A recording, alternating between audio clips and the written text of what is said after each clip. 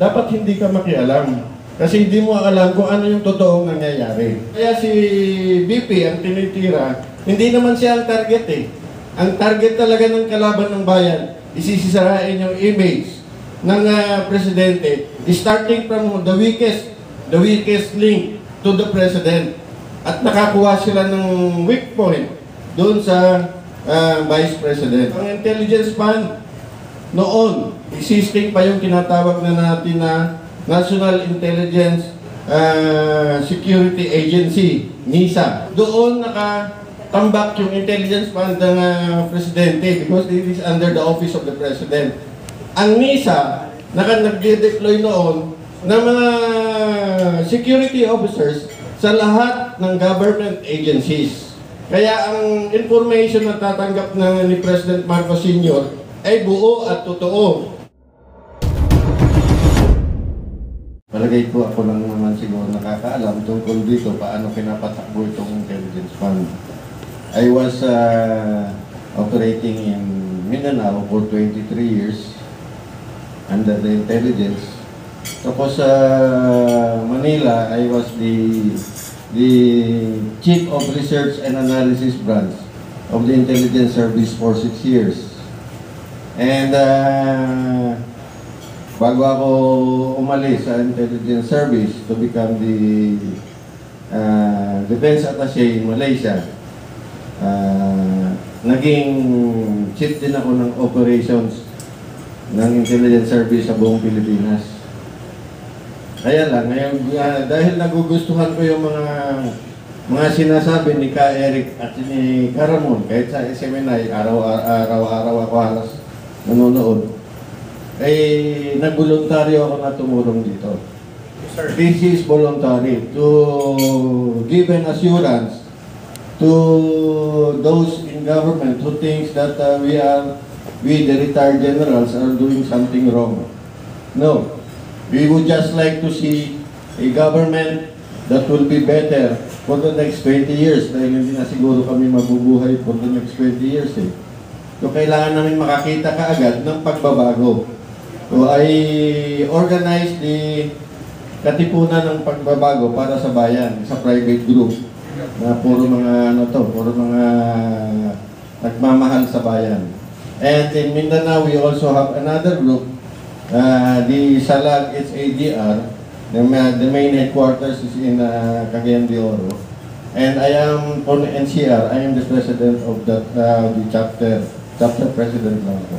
Hindi ako national president. So regarding the confidential fund, wala pong existing na confidential fund ang gobyerno. Ngayon ko lang narinig yan eh. For almost 40 years in the government service. Kasi namamatay na yung issue tungkol sa red tagging. So kailangan may panibagong issue na medyo mainit.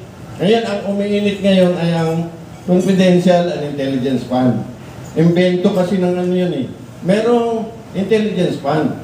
But hindi ito hindi ito pinapalabas sa sambayanan because kaya nga these are considered confidential in nature. The use of the money, the operations being conducted are confidential. Anong ibig sabihin ng confidential?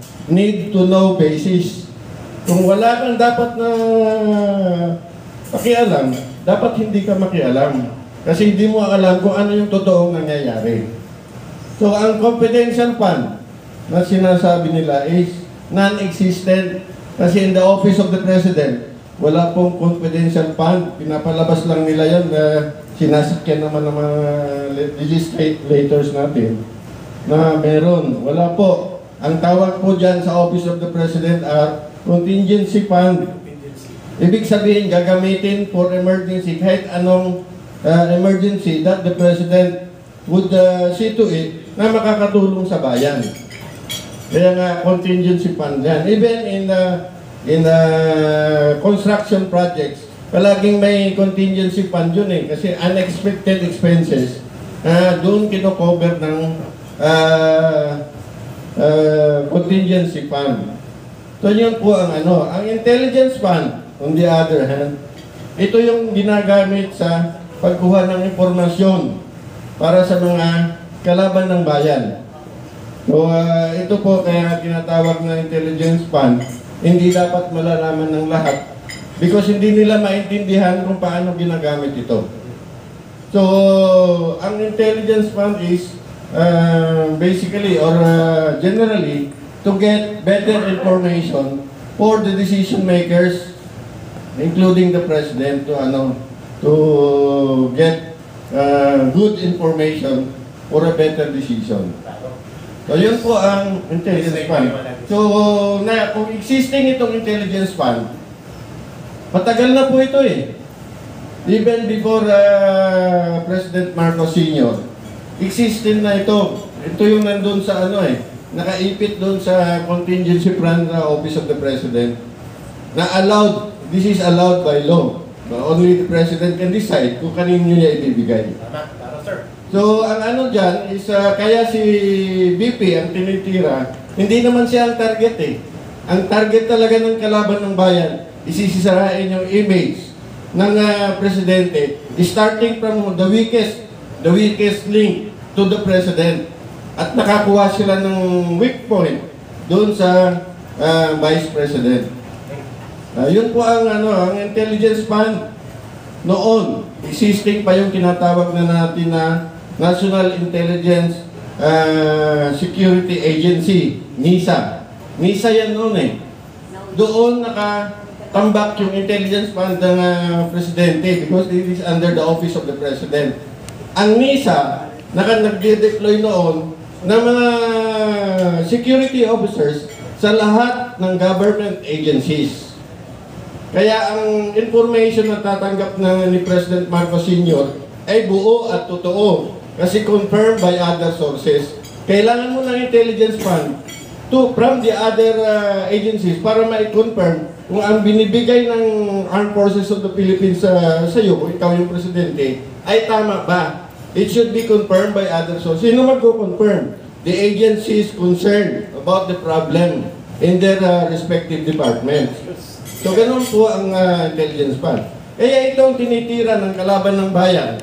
Dahil ito ang magpapahina sa pag-gather ng information ng ating gobyerno. Pangkalahatang information. The armed forces, the police, and all government agencies.